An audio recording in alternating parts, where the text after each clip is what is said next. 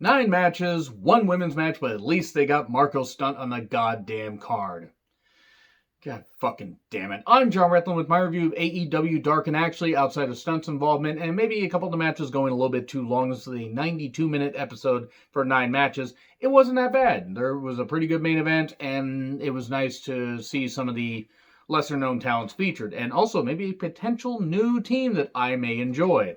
So, Shivani and Taz on commentary, Lee Johnson versus Phoenix with referee Aubrey. And the last time Aubrey and Phoenix were in a ring that I recall, I mean, granted, they've been, in the ring multiple times on AEW programming, but I remember seeing them at the 5 Northwest Wrestling Show. And Phoenix did a kick to Aubrey to break up a pin.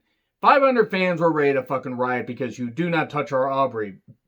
We protect our own, and honestly, Aubrey's goddamn awesome. Phoenix is a good sport. That's actually where I got that really, really cool Lucha Bros t-shirt. Pentagon Jr., really, really nice guy, by the way. But that was kind of funny to have those flashbacks. Lee Johnson is part of MJF's campaign rally. Phoenix is fucking ridiculous. Lee Johnson's also good as well. I would like to see what more he can do in the ring, unlike the butchering of the English language I just did there. At one point, he did the whole finger gun thing, and, he pointed at him like he was pointing, a gun at him. Oh, no. It's like, okay, he's pointing at him. What's he going to do? And, I don't know why Shivani was taking the piss out of people, but it was kind of hilarious. And then a Muscle Buster Driver 1, 2, 3. That's your lot right there. Scorpio Sky, Cody video package.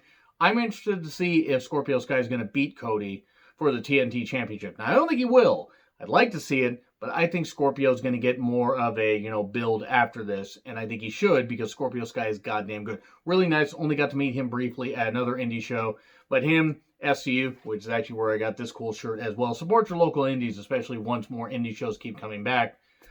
Scorpio, really fucking great trio to watch. But I'm glad Scorpio's getting a chance to be a singles wrestler. Alex Chamberlain lost to Shawn Spears in about 2 minutes. And Shivani called the C4 Canadian Destroyer. And I like Shivani, don't get me wrong. I've actually come around to respecting Shivani, especially after watching a lot of WCW 2000, where he was having to put up with a whole bunch of shit, like all the Russo shit and everything. Check out my reviews of those if you really want to know what I think.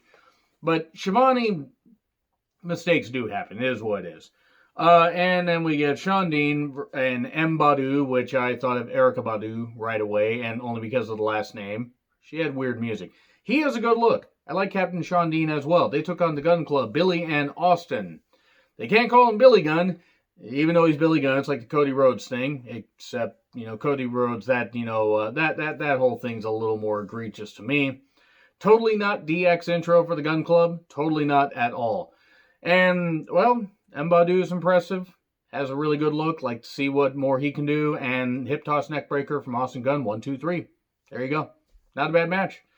And then we get Michael Stevens in one of the loudest jackets in recorded history. It could probably be seen from goddamn space. I'm not knocking a guy, but it was a very bright jacket. He was also doing a lot of weird gyrations and a lot of weird stuff against Kip Sabian. And Penelope Ford was also there. And Kip kept focusing on Stevens' swollen head while commentary mentioned Kip's fluids. This was a very strange match. Also, I might be misinterpreting things just to make an occasional dirty joke. Just occasional, because you guys know I usually run a clean channel, and you are a new subscriber, clearly, if you just realize that. Hangman's twist neck breaker, for 3. He basically, puts him on the ropes, Kip does. Kind of like, and just drapes him and then snaps him off. So it was fine. I don't know what the name of it is. Answers in the comments if you know. And then Private Party versus Pillman Jr. and Griff Garrison. I wasn't sure how to take Griff Garrison at first, but you know what? He's grown on me. I think the guy's got something, honestly. Because I'm not sure really what to think of people right away.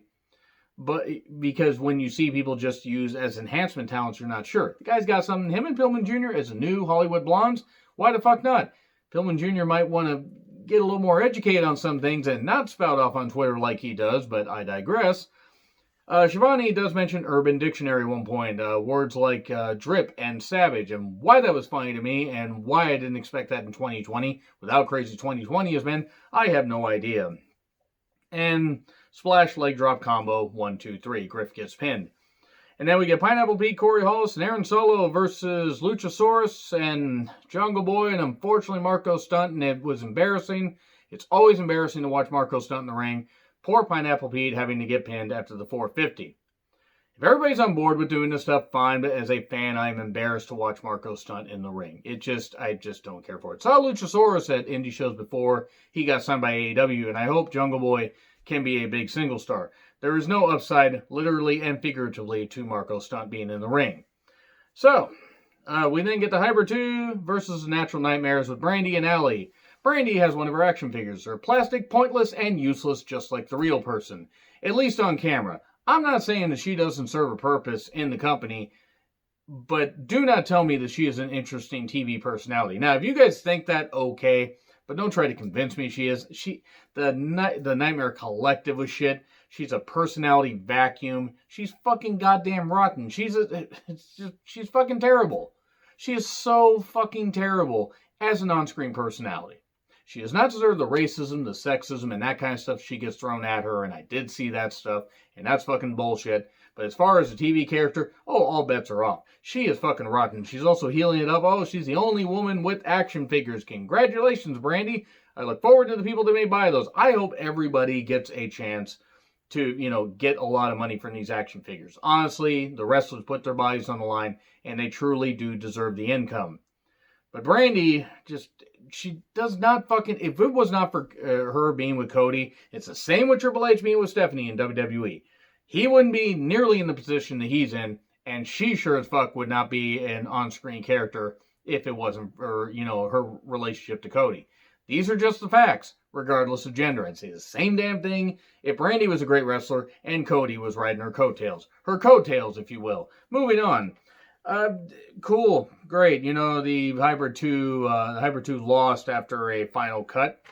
And then AEW heels ad. Because, we need to be reminded of that bullshit. Speaking of which, let's talk about the bullshit of only one women's match. I recognize that they have a women's tournament going.